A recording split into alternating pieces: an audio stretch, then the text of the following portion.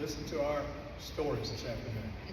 Smoky Mountain Storytellers Association exists for promoting and preserving the art of oral storytelling. And so we're delighted you're here. Information about the storytelling, our association, there's a card here to tell you that. If you would like to, we got phone numbers, we got email addresses, we got YouTube addresses, we're all over the place, you can find us. Recording in these progress. events here get ultimately posted on the Facebook and so on YouTube, so you can look them up and find some past performances there. If you would like to know about and be informed about activities, events, places where you can come and hear some good storytelling, there's a sign-up sheet right over here. You just give us your name and email address, well, you'll get right on the list and you'll learn about everything going on. We have some other upcoming events I want to tell you about. In addition to today, of course, here, the next event will be next Sunday, the 13th. We have a meeting, have a session every month on the second Sunday of the month. This is out at the Asbury Retirement Facility in the Beach Cottage. And that's at 2:15.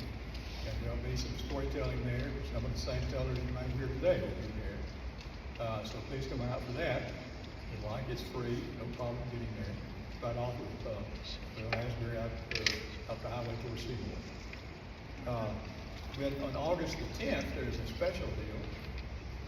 If you'd like to try your hand at storytelling and you'd like to talk to some storytellers and have them give you some advice about how to tell stories, if you've got a story, then listen to it, help you learn how to do it better. So it's a coaching session.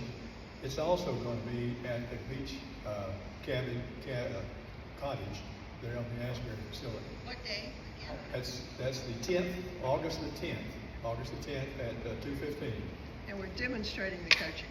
There'll be a demonstrator there. I think Jim Eastin's going to demonstrate. I don't know how you're going to help him. He tells a good story, all that's perfect to start. But so they'll cut him down and critique him, and so you can all see that as a demonstration of it better. Okay. We'll be back here in August. I think it's the 31st of August, last day of August. We'll be back here. Same place, 2:30 in the afternoon. And then in September the 28th, we'll be back here. And then October 19th, I believe, we'll be back here. So those 3 more sessions after today. Okay. There's a donation or contribution box over here. This is all free. We do lots of events that are free. And so a donation from time to time helps us be able to continue to do those free ones. Our members, which you can contact by getting online and seeing their bio, they are all available and interested in telling stories at various and sundry venues. And they do a lot of paid events, and they also do free practice events. So be sure and contact them. If you've got a meeting coming up or some kind of a social function where you think it'd be great to have a good storyteller, look some of these guys up and contact them. They'll come out and help you out. Okay, without further ado, we've got 3 tellers lined up for us today. And which order is Fred's going first? Fred Goddard is going to be our first teller. Who knows what Fred's going to tell about? Sometimes it's sometimes I think he just flat out lies to us. Then we got Brenda Southerland. She's one of the newer tellers in our group, and she tells a fine story of a variety of topics. And then Jim Eastin, who happens to be president of the Smoky Mountain Storytellers Association, and retired pastor, so he's been telling stories for a long time. So that's the order we're going in: Fred Goddard, and then Brenda Southerland, and then Jim Eastin. So enjoy.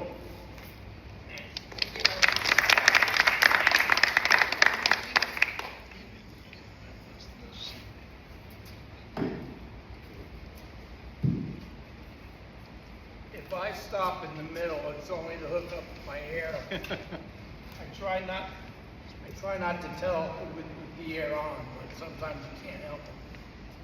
Don't let him fool you. That box over there for cash, that's for handling charges. Because us storytellers love to handle whatever you put in that box.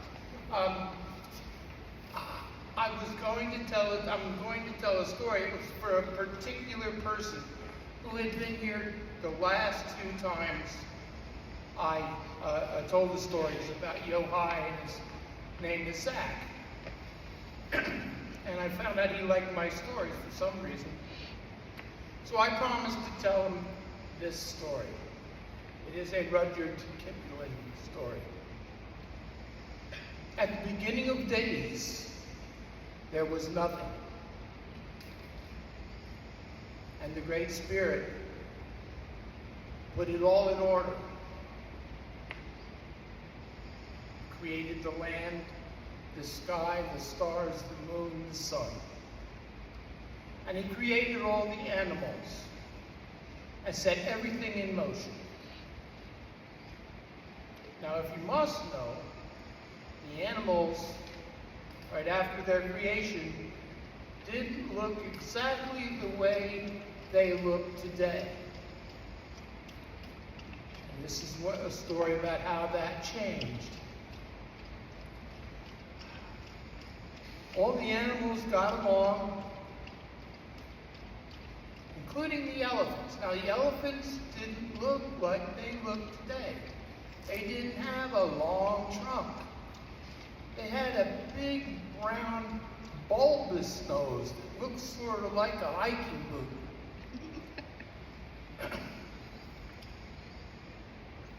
And the other thing about the animals at that time is they were very content just the way things were. They didn't care about anything else. They were just happy the way they were. And then one day, the mother and father of all elephants had a child. The elephant's child. And from the minute that baby was on its 4 feet, he started to ask questions. And he asked, and drove everybody stark raving mad. Mom, why is the sky blue and the dirt brown? And she'd get so frustrated when she'd give him a good smack. Leave me alone. I'm busy. Dad, why do the trees blow back and forth but the rocks don't? Leave me alone. Whack. He went to his aunt. The ostrich, why are your tail feathers just so? Will you stop with the questions? She gave him a good kick. Went to his aunt, the hippopotamus. How come your eyes are always so red? And she snorted at him, and luckily she moved too slow, and he could get away. He went to his uncle, the baboon, with questions. His uncle, who was a rather sour person and animal in the first place, got so mad at him and smacked him really hard. Leave us alone. But he continued to ask questions. And he went through the entire area they lived in, and he finally came up with a new question. What do crocodiles have for dinner? Well, that set everybody off. He went through the whole group, and he got smacked each time. They were yelling at him, leave us alone. He finally went to the mynah bird. Excuse me, can you tell me what the crocodiles have for dinner? And the mynah bird said, oh, please, don't get me involved. Why don't you just go down to the Green River and find out for yourself? That's a wonderful idea. So he gathered up some sugar cane and some melons, and off he went. And when they asked him, where are you going? I'm going to the Green River to find out what crocodiles have for dinner. And they said, good, you'll be out of our hair. And off he went. And he came up toward the Green River, and he came upon a rock python. And he said, "Excuse me, sir," very politely, "can you tell me what crocodiles have for dinner?" And the rock python said, "You're lucky you are so polite because you disturbed my rest in the sun where it's nice and warm. Go down to the river's edge and find out for yourself." So the elephant's child went down to the river's edge, and there he saw a log. Well, he thought it was a log, until the log opened his eyes and swished its tail. And the baby elephant said, "Excuse me, can you tell me what crocodiles have for supper?" And the crocodile smiled slyly and said, "You asked so politely, young one. I can tell you, for I am a crocodile. Watch." And he cried crocodile tears just to show him he was a crocodile. "Come closer and I'll tell you." So the elephant's child got a little closer. He says, "Now closer still, so I can whisper it to you. It'll be our secret." So he got right down to the river's edge and hung his head real close to the water. And the crocodile said, "Tonight, I think I'll have a elephant's child." Grabbed him and grabbed him right by the nose. Well, the elephant's child pushed back. And crocodile pulled. And the elephant pulled. And his nose stretched. And the crocodile pulled and the elephant pulled. And his nose stretched. But the crocodile was winning, so the rock python came by. And it said, "Well, my friend, it seems like if you don't try your very hardest, you may indeed be what the crocodile has for dinner. I think I'll help you." So he wrapped one end of himself around the tree, and the other end of himself around one of the rear legs of the elephant's child, and they pulled together. And the rock python said, "Pull harder." And the baby elephant said, "I'm pulling as best as I can." Because you can't talk well when a crocodile's got you by the nose. So they pulled, and it stretched, and they pulled some more. The crocodile pulled some more, and they pulled back and forth. And that nose just got longer and longer. And finally, the crocodile had to give up and let go with a pop that you could hear for miles. And the crocodile swam away all disgusted, looking for a dinner that wasn't going to fight back so much. And the elephant just sat down. And he didn't think of anything else to do, so he got some banana leaves and wrapped his poor stretched out nose in banana leaves and rested it in the water. And there he sat. And he sat. And he sat. And the rock python finally said to him, "Little one, why are you sitting like this?" "My nose is all stretched out, and I'm waiting for it to come back the way it's supposed to be." And the python shook his head and says, "Sometimes they just don't know when they have a good thing." And he says to the baby elephant, "You might as well give this up. Your nose isn't getting, you've been for hours. Your nose is all stretched out."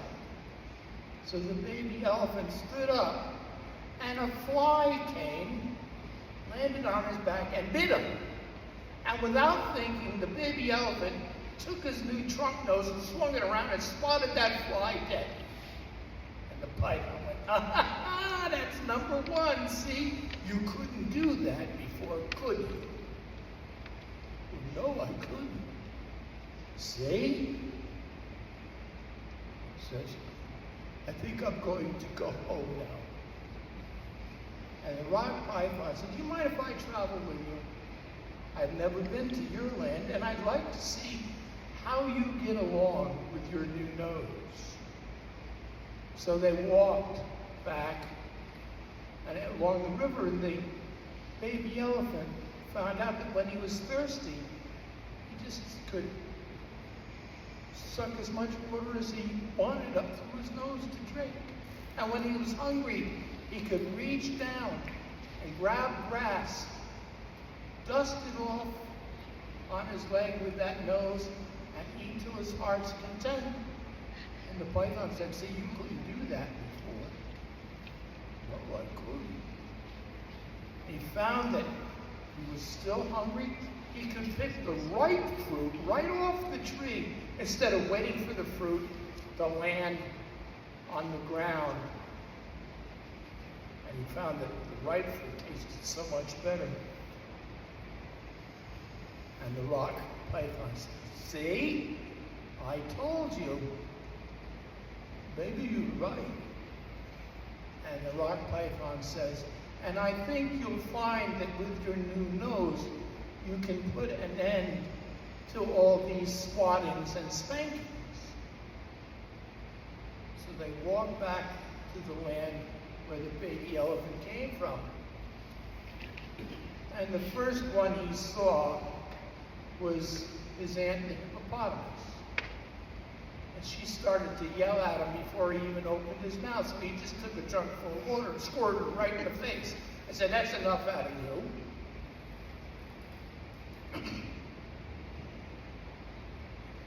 And they walked a little farther.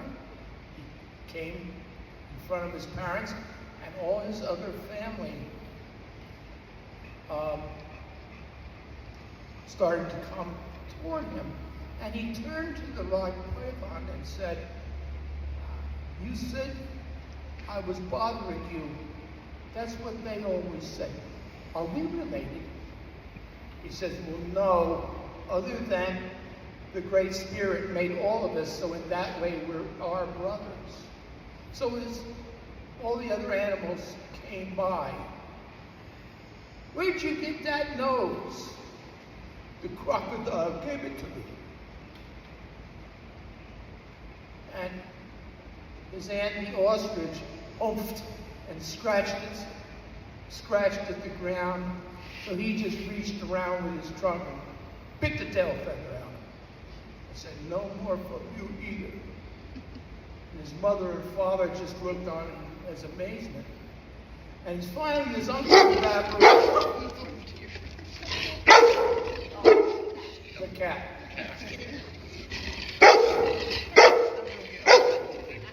Well, we'll be back after these messages. They'll stop. Okay, so anyway, the baboon came up to him and said, where did you get that nose? The crocodile gave it to me. Well, it's ugly. And the baby elephant said, I don't think that was very nice to you to say that. It's come in very handy. Watch. And he grabbed the elephant by the baboon by one hairy leg and tossed him up into the top of the tree. And then he showed his parents and all the other elephants what he could do with his new nose, swatting flies and drinking water and grabbing grass and ripe fruit. And he's, I can sing songs now. And he blew like a trumpet with his new nose. And all the other elements were amazed that he could do all this and said, can we get a nose like that?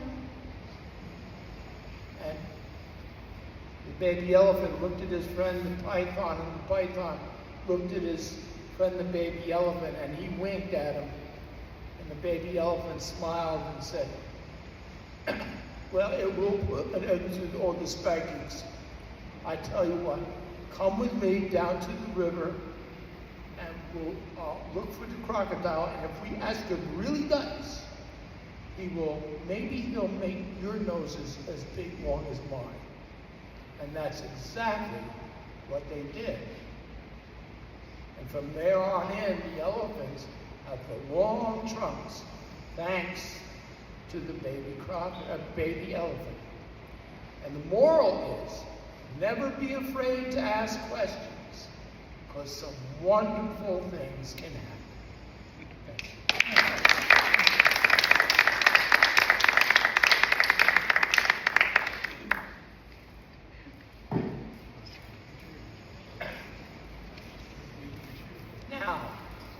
I just had a birthday last week, and I decided to tell a story about the man who made that possible.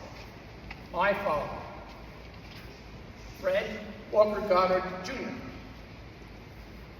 Now, there are many things I could tell you about Dad. He was in the Navy during World War II, had 3 ships shot out from under him. He told me when I was little he spent more time in the water than on the water. And he was mad at the Germans because I sailed all around the world. Could they sink us in the South Pacific on the nice, calm, warm waters? No. Always in the North Atlantic, always in November and December. And Dad was a master mechanic, not like automobiles. And I always used to say you could take a lawnmower engine, a carburetor, and a chest freezer and make a heart-lung machine out of it. Because he could do that. Because when you're the oldest son of an Illinois farm family during the Depression, you learn to make do.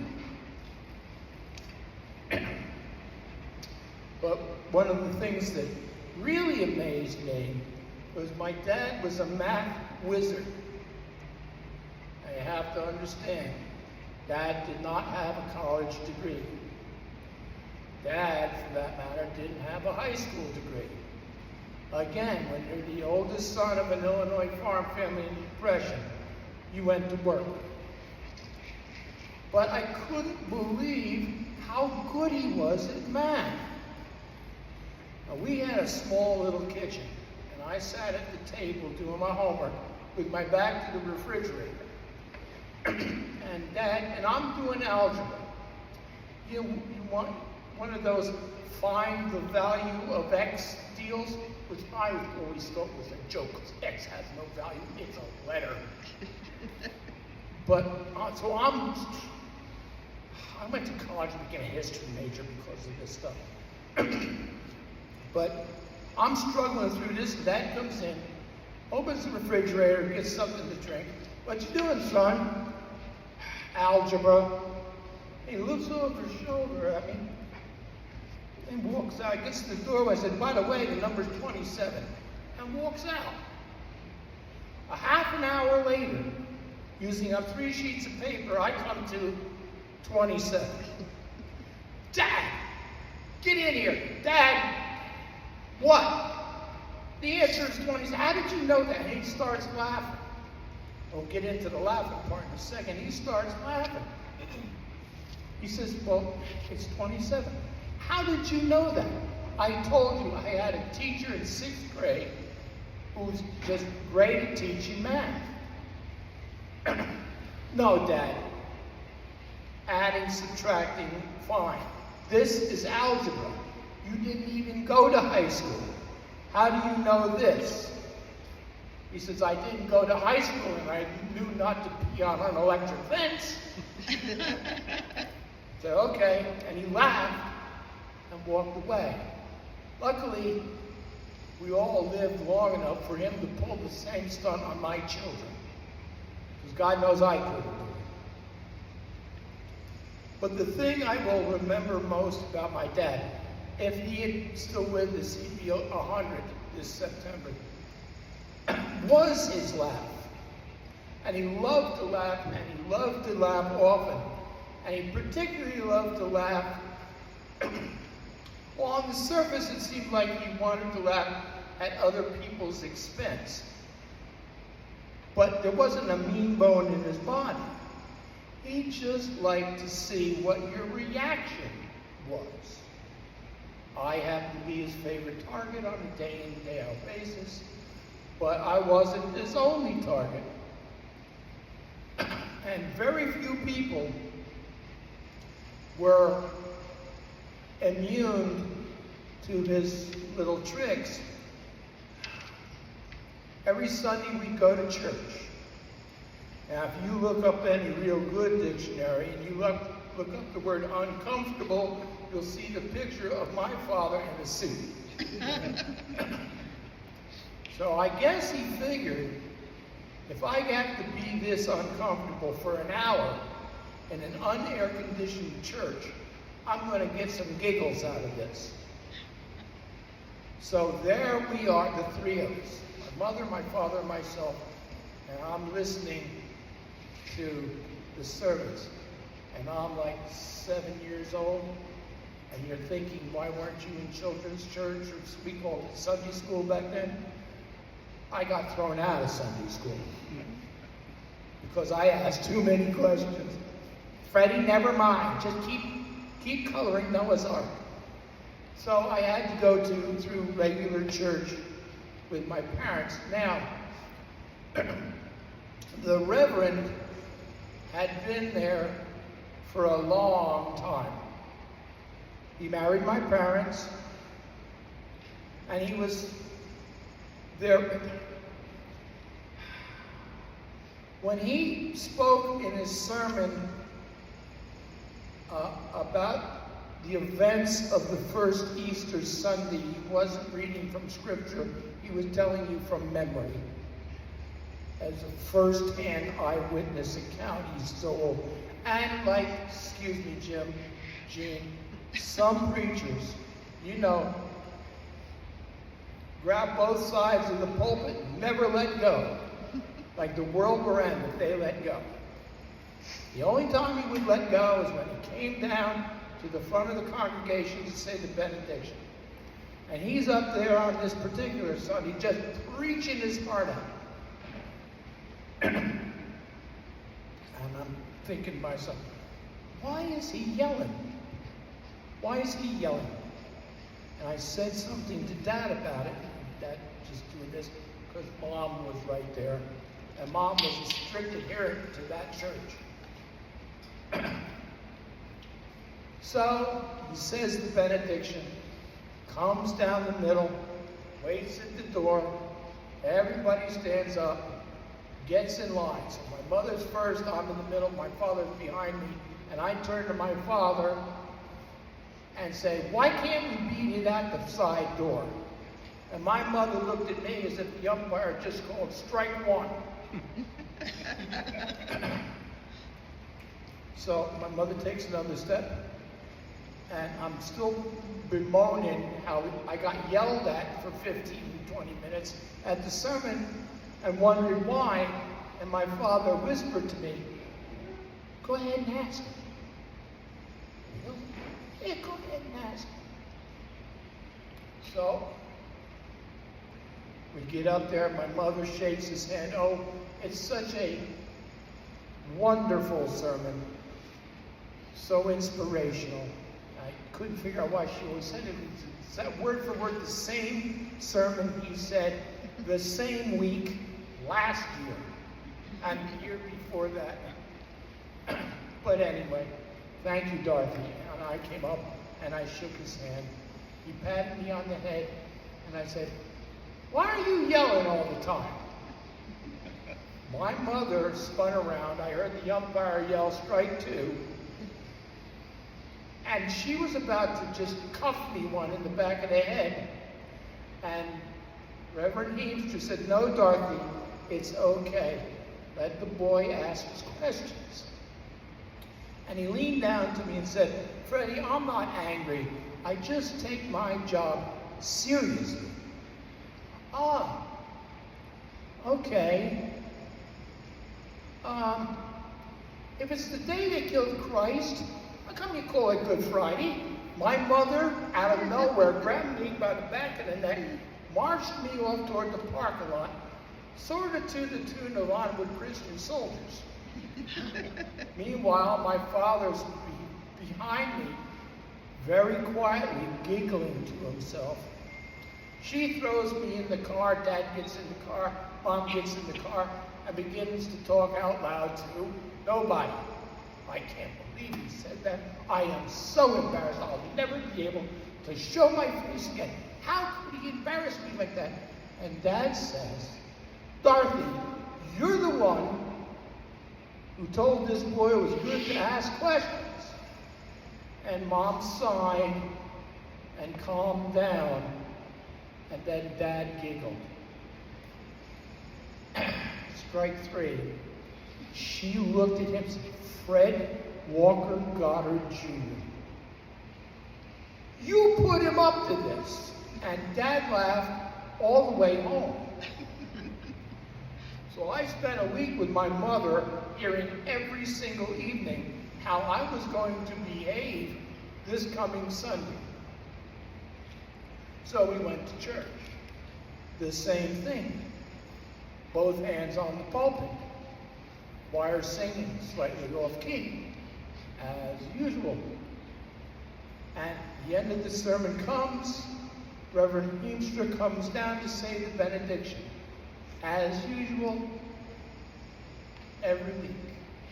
May the Lord bless and keep you all of your days. And instead of lowering his hands and walking, he kept his hands up and he looked straight at me and went, Freddie, got any questions? I thought my father was going to wet himself laughing. Well, it wasn't too bad.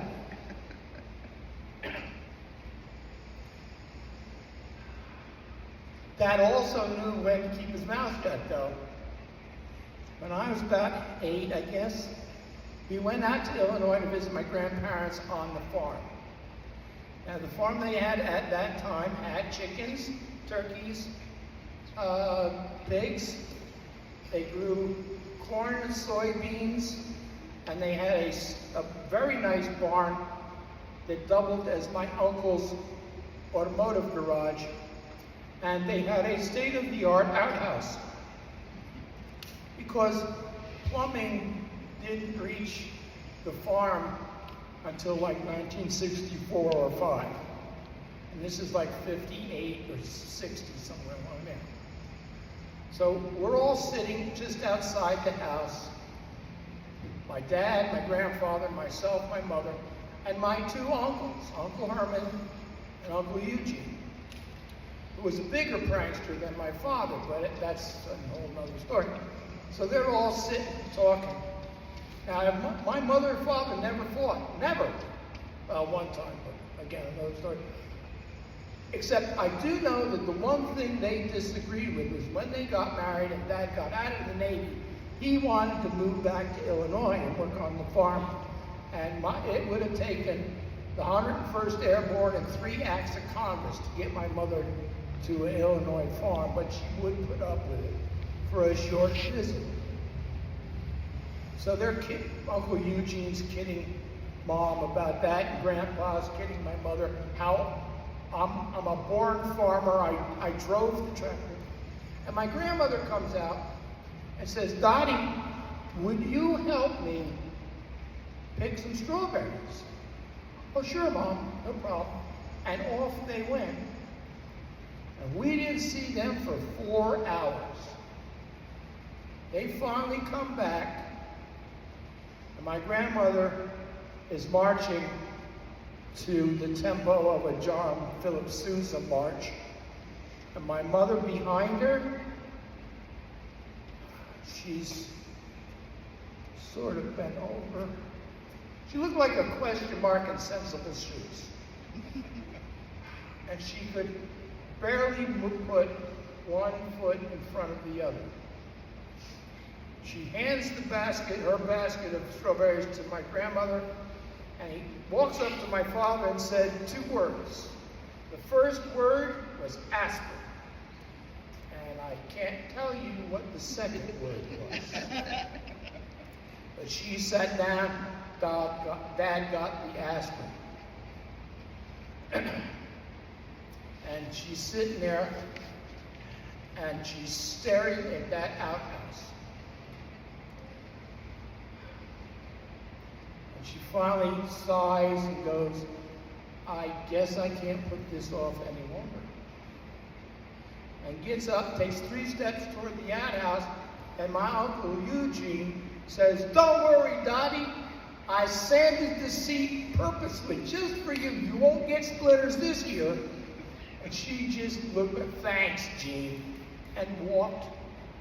Now remember, this is like 1960. The only woman I know of in 1960 who wore slacks was Katharine Hepburn. It was the dress, no matter what, and quote unquote sensible shoes. Always had a little heel on them, clunky looking things. So anyway, Mom heads to the outhouse.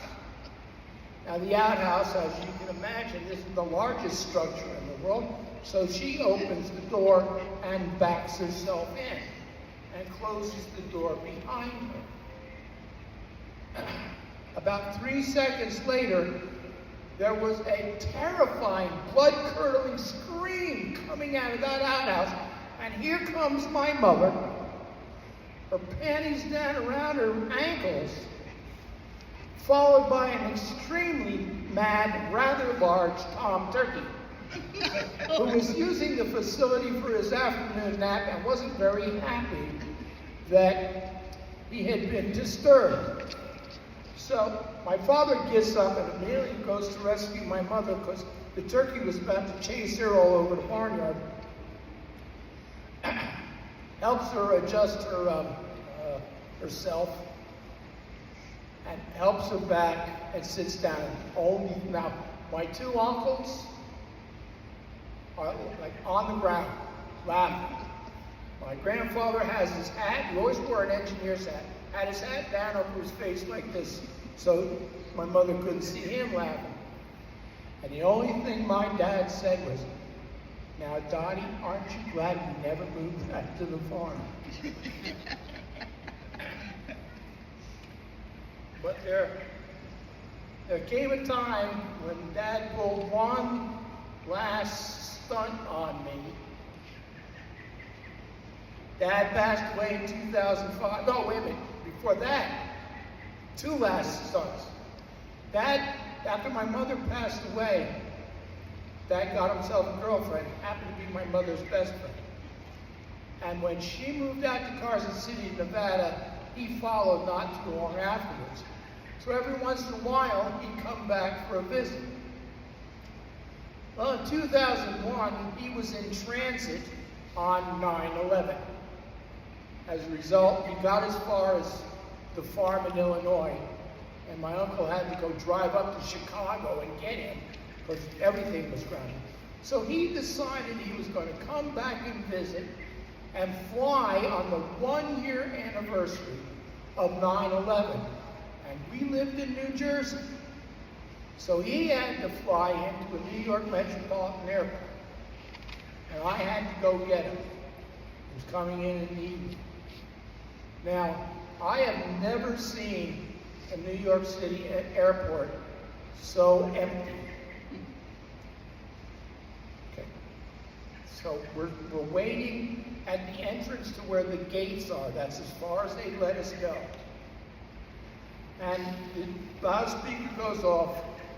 Flight 57 from Chicago has landed. The passengers will deboard shortly. So I wait, and I wait, and they come, and I'm waiting, and they're coming, and I'm waiting. And finally, there's no more people coming and no Dad. And I'm about to leave. And I look one last time, and there in the distance coming towards me is an old man being pushed in a wheelchair. And it was my father. So he comes up, he says thank you, and the young lady who was pushing him took the wheelchair away. I said, "Dad, you didn't tell me you needed a wheelchair." "Well, I don't, Fred, but why walk when you can run?" "Okay, Dad." And we got his luggage, went out to the car. Now, it was extremely easy to find the car, it being so empty.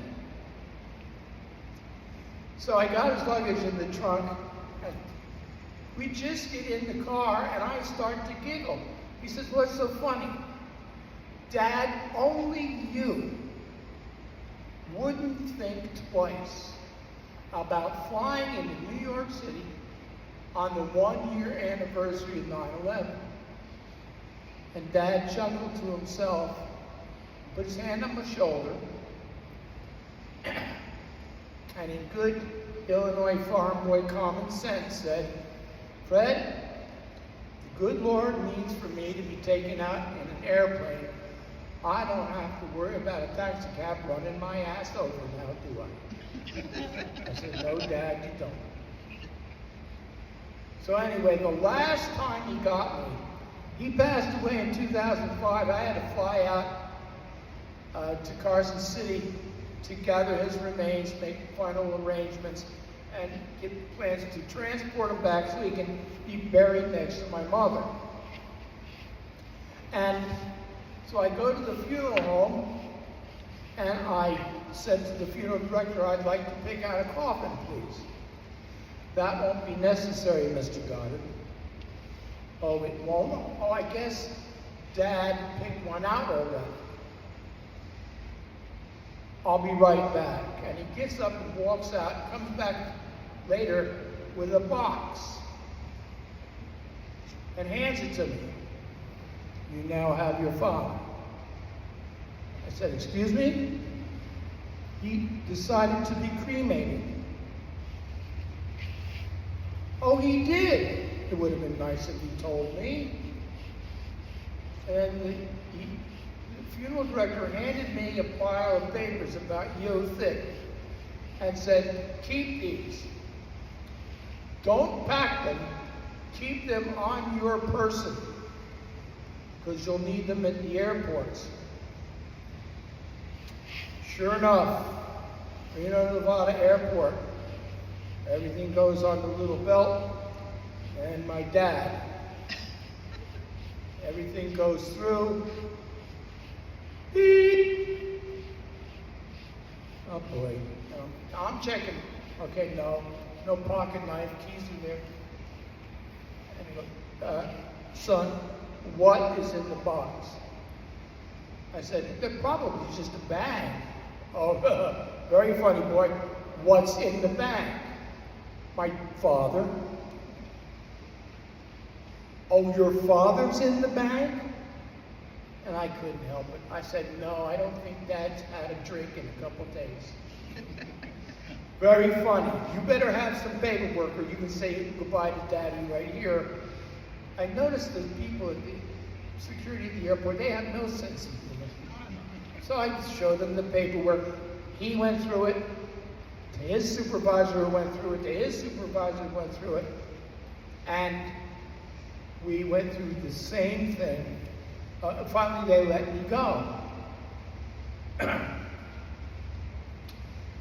And I swear, as I'm walking into our gate, I heard laughter coming from inside that box. We went through the same thing in Denver. And then in Chicago, I had a layover for about 2 hours. So there I am sitting in the concourse with the box on my lap. I look like Forrest Gump waiting for the bus. And people are walking past me, staring at the box as they're walking along, and I couldn't help myself.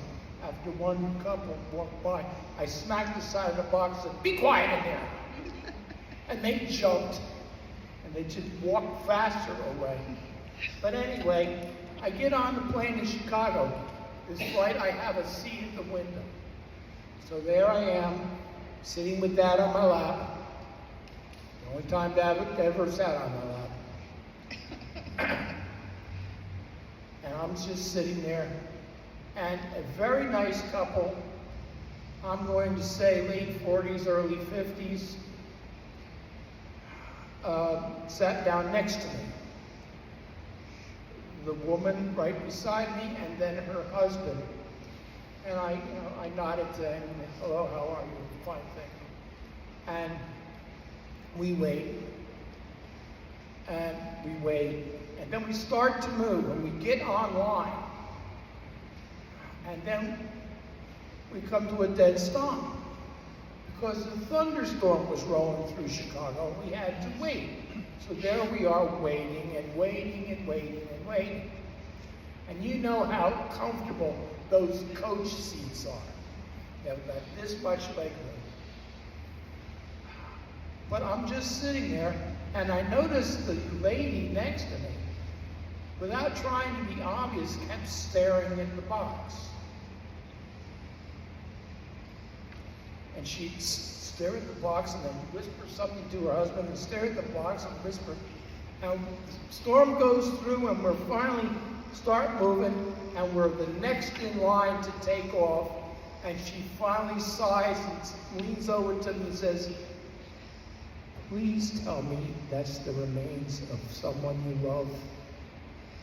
I giggled. I said, "Yes, don't worry, it's my father. Nothing's ticking." And she sighed. I don't look like I didn't have the caftan on or nothing, no. She breathed a sigh of relief, immediately told her husband it's safe, it's just his father. And we get in the air, and she leans over and says, "We're sorry for your loss." I said, "Well, thank you very much." She says, "We'd like to treat you to a drink." Well, that would be very nice. And we had to a drink all the way to New York. And I finally got home that night, and it was night. Everybody else is in the house sleeping. And I come in to the dining room table, and I set Dad's box in front of me, and I go over to the liquor cabinet where I always kept his favorite scotch. And I poured a little drink and set it on his box. And poured a little drink for myself, and I clinked the glass and said, "Here's to you, Dad." Now, I took my remembrances of my father seriously, because for only a couple days later, we had a memorial service for my father. So I'm out front, as you can imagine. There's a little podium, because I was going to say some words, and a little table with the box on it. Now, among the attendees was a family friend of ours who, I don't know how long she knew my parents. But in her later years, she became what I always referred to as a professional funeral goer. She'd show up to people that she might have met one time. And she finally said to me, she's looking around and called me, Freddie, what? "There's no coffee." I said, "Yeah, I know. Where's your father?" I couldn't pass that up. I said, "You know these damn airlines, Miss Backus. He got on the wrong plane. He's somewhere in Cleveland now. Don't worry about it." She was all shocked, and I couldn't stop laughing. And that's Dad's last laugh on my account. Like I said, he passed in 2005, and I miss him every day. And thank you for allowing me to share it with you today. Thanks.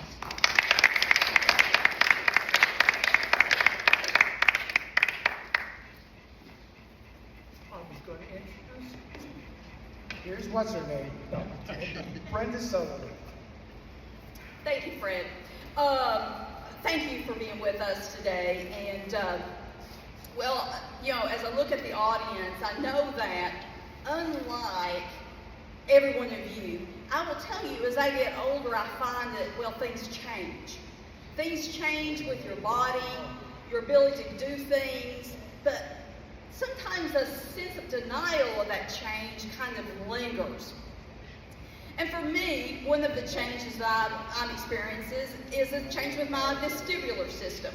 Now, this is not a medical lecture, but to be kind of as brief as possible, it means that this inner ear that helps me or us know about where we are in space, well, it was not working very well. So as a result, I had occasional vertigo, but more significantly, I found myself becoming very sensitive to heights, especially to, like if you're going to go to Smoky Mountains, you overlook, I would get very uncomfortable. It was like having the fear of heights, but it was more of like a physical response, but it was still uncomfortable. I was nervous, my pulse would come up, I would be very uncomfortable. Now, with that in mind, I wanted to ask the audience, how many of you guys are University of Tennessee Vol fans? Some. I know we'll have visitors, but anyway, I wanted to talk about a UT football experience. If you've never been to the Neyland Stadium, well, it's huge. It is a capacity of over 100,000 fans. UT Vols are very, very enthusiastic fans. It's a great experience to go to a game with the colors of orange and the music and the band and the spectators. So I decided, my husband and I both attended UT, so I decided we wanted to go to a game this year. So we wanted to save a little money, so we chose a team that wasn't very competitive with us. So we didn't think the tickets would be very expensive, unlike Georgia or Alabama. The second thing that I did, I thought was very wise, to save money, is I got one of the very, very top tier seats. And these are like the KKs, the XX, and if you've never been there, you know, well, I will tell you, up on the very upper decks, the angle is so, I mean, you're almost like really, really steep, and you got to be very careful about getting up and down. So mind you, again, that sense of denial kicked in. I didn't think this was going to be a problem. I mean, I've sat up there dozens of times before when I was at school. So we arrive at the game. It's a little warm. I'm drinking a little water to hydrate, you know, doing the wise thing. And we're walking and walking. Like, oh, we've been walking for a little while. And then finally, my husband and I, we arrive at the entrance to our seats. And I came out and got into the fresh air, and I knew I was in trouble immediately. But, okay, I can do this. I held on to the railing and walked up, looked at the ground, never looked down. I'm sorry, don't look out. So we did get into our seats. Great. It was so steep that those symptoms immediately kicked in. And I thought, oh no. So it always helps, you know, hand gripping, white knuckling it on the seats. My husband notices the alarm. Are you okay? I'm fine. Give me some time. He said, you know, you're the one that bought these tickets. Didn't you know any better? And I said, shut up. So we, the game progressed. Over time, I got a little bit more comfortable. I was trying to do the self-talk and that kind of thing. So I said, well, I'm fine. And I kind of devised a plan. How am I going to get down? That's going to be the real sticky situation. Well, I thought, well, we'll do this. After the game, after everyone leaves, this row is going to be empty. And I can butt scoot, right? I mean, I can hang on. I'm sitting. I'm not standing. And I'll butt scoot. And then my husband will help me down the steps. Well, that was all good and fine. It's a great plan. But then halftime came. I wasn't budging. And then it got farther into the game. And I realized that water I drank, well, it was demanding some attention. And I knew I was going to have to go to the restroom. Well, no one had budged. As you know, UT fans never leave the game early, even when there's, 100-0. So everybody was still there. So I began talking to my husband about this difficulty. I knew I couldn't make it to the game, through the game. And, honey, should we ask for help? No, we can't ask for help. I mean, Lord knows they'll probably want to carry me out of here or put me on a stretcher. No. So we were kind of discussing how to resolve this issue.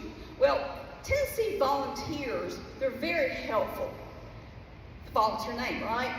Now, they also serve alcohol at the game now, which is a splendid idea. So as Dan and I were discussing what to do about me, the people behind us began picking up on the conversation. There wasn't much going on the field, so hey, we're going to listen in. And they began offering suggestions. One person said, hey, I've got a little Xanax. You take this and you'll be fine. No. Another person said, here, chase it with this Jim Beam I've got, and you'll be even better. No. Then there was a great, helpful gentleman sitting behind us, and I don't know his name, but I always think of him as Bubba, if you know what I mean. He was a big, strapping boy, and he decided, honey, you ain't that big. I'll put you on my back, and I'll carry you out of here. No. But, it's interesting. There were so many good ideas coming from behind me. I was thinking, wow, you take a group of volunteer fans, they could solve world peace, hunger. They were just really coming up with these great ideas. So, again, they took it upon themselves to make this their mission, and I heard them kind of discussing. Bubba came up with the idea. He said, okay, let's do this. Let's get everybody on your row to get up and move up the steps. And then that way, you could leave. Well, that allowed me to butt scoot, right? So, bless their hearts, they volunteered to leave their seats, they got up, and here I went. Now, Bubba followed me down the steps by putting his hands on my shoulders. My husband was in front in case I stayed and tilted. So I slowly made it, and to much relief, I made it down to the bottom with my eyes closed. And as I was about to exit, I heard this sound. It was clapping, woo! And I thought, oh, Tennessee, well, they scored again? But no, they didn't. You see, that section of the football stadium was very invested in getting me to the bathroom. And they were like, way to go, we got her, woohoo! And they were all clapping. Now, as I exited, I thought to myself, oh my, isn't it great to be a Tennessee Volunteer fan? Thank you for listening to my story.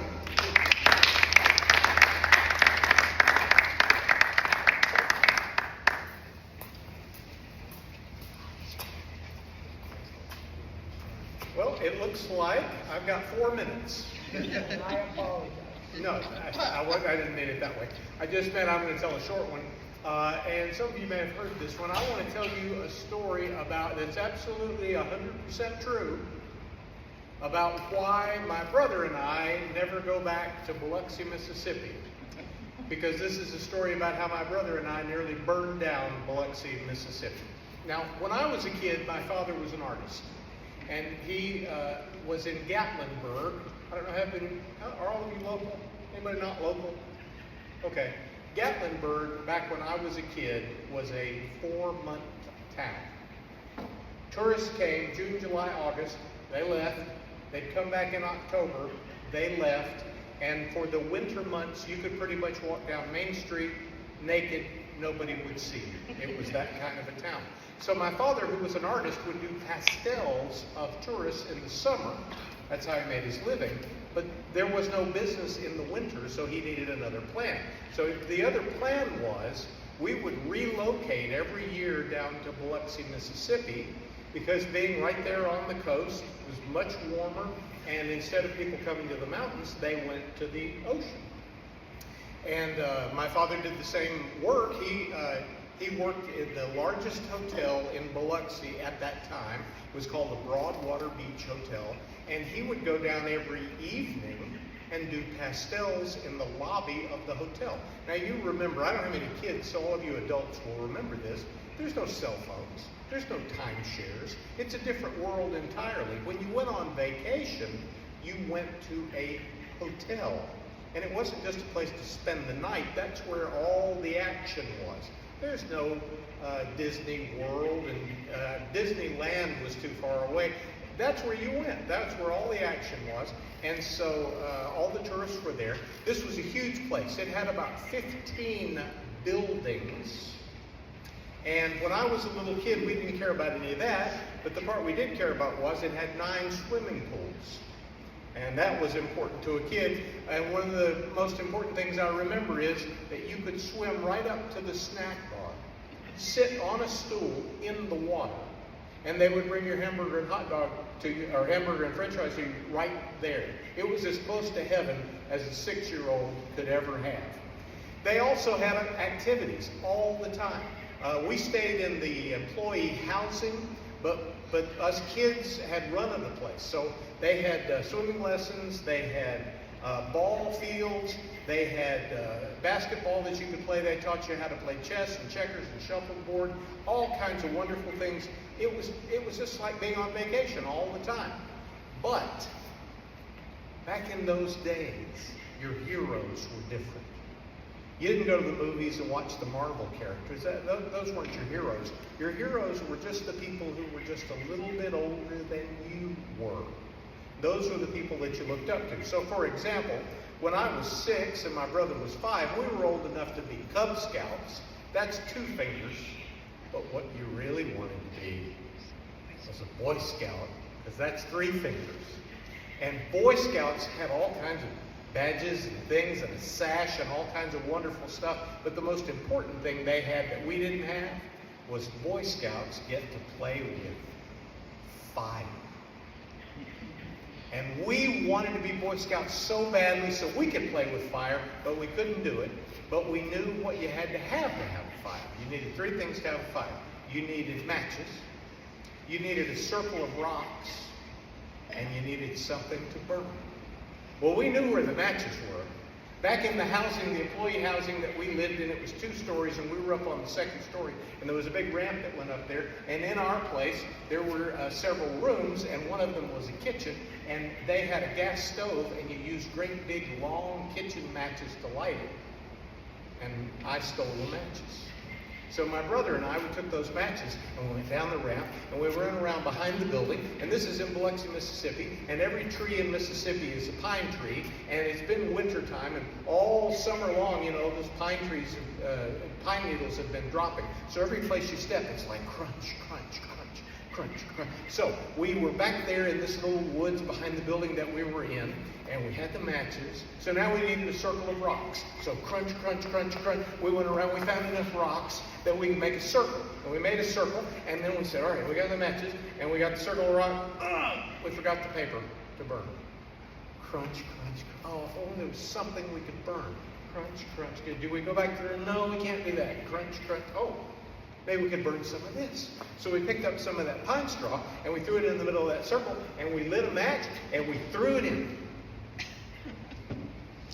You know how they say fires are hard to start? No, fires aren't hard to start. Fires are hard to put out once you get them started. When that first little bit of fire went up, we were so proud until the first spark got out, and now there were 2 fires. And then another spark got out, and now there were 3 fires, and then there were 10 fires, and there were about 15 fires, and every tree in Mississippi is a pine tree, and pretty soon there was fire all over the place, and we did what 2 little boys do. We panicked. So my brother went over the fence, and I went under the fence, and we ran back around that building and back up that ramp. And as we were going up the ramp, there was my father kissing my mother goodbye because he was about to go down to work. And we were yelling as we went up the ramp. My brother was yelling, "There's a fire, there's a fire, there's a fire." And I don't remember exactly what I was yelling, but my mother told me later what I was yelling was, beat me, I deserve it, I deserve it. Anyway, my dad finally figured out there must be a fire, so he grabbed a fire extinguisher. He went back around the back of the building, but by then it was way too far gone for one guy with a fire extinguisher. My mother went inside. In the days before 911, you had to look up the number of the fire department, and you had to know the name of it. But anyway, she found it, and because it was Mississippi, and every tree in Mississippi is a pine tree, pretty soon every fire truck from 3 counties was on its way to us, because if that fire had gotten out of hand, there would be no stopping it. That whole resort would have gone up, and across the street it backed onto the old city park, which was full of pine trees, and all the old fine homes backed right on to that park. They would have all gone up. The whole place could have gone up. So every fire truck was on its way. And again, if I have children, they don't believe me, but you guys will believe me. Behind every truck were 50 children on bicycles, because when I was a kid, you could ride your bicycle 100 miles and your parents didn't care as long as you made it home in time for dinner. So now there are all these fire trucks. The place is on fire, and every child is there to watch it. Every kid is there. Every child in Biloxi, Mississippi is there except one child. Me. Because I knew what was going to happen to me. I was about to get the world's worst whipping, and I knew it. So I just went to my room, and I just sat on the bed, and I just waited for the whipping that was coming. And unfortunately for me, I had to wait all day long, because when they finally got the fire put out, that fire would run under the pine straw, and it would pop up over here, and they'd put it out, and it would pop up over here, and they'd put it out. So that fire, you never knew if the whole thing was out, and they ended up leaving a fire truck there all night long because they could not afford to let this fire get out of hand. But eventually, my dad came in. Now, I had seen my father angry many times because I was a 6-year-old boy. But this time it looked like he had a thunderstorm on his face. When he came in, I didn't understand this as a child. He was holding his own hand down. I didn't get that then. I understand now why he did that. And he came in and he said, "Jim, do you understand that fire could have set this building on fire, and there might have been people in this building who couldn't get out, and it would have been your fault? Do you understand that?" And I said, "Yes, sir." And he said, "No, you don't. Do you know if that fire had gotten across the street and set that park on fire, there are not enough fire trucks in the entire state of Mississippi to put a fire out like that? Do you understand me?" And I said, "Yes, sir." And he said, "No, you don't."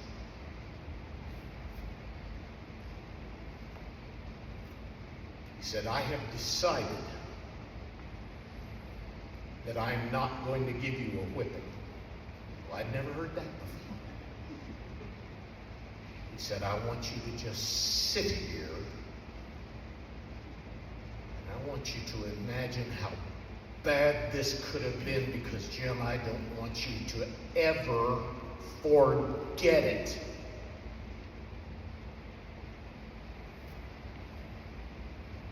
And it is now 61 years later, and I never have. The next year, Hurricane Camille came through and nearly blew Biloxi, Mississippi off the map. But I swear to you, my brother and I had nothing to do with that. Thank you so much for listening.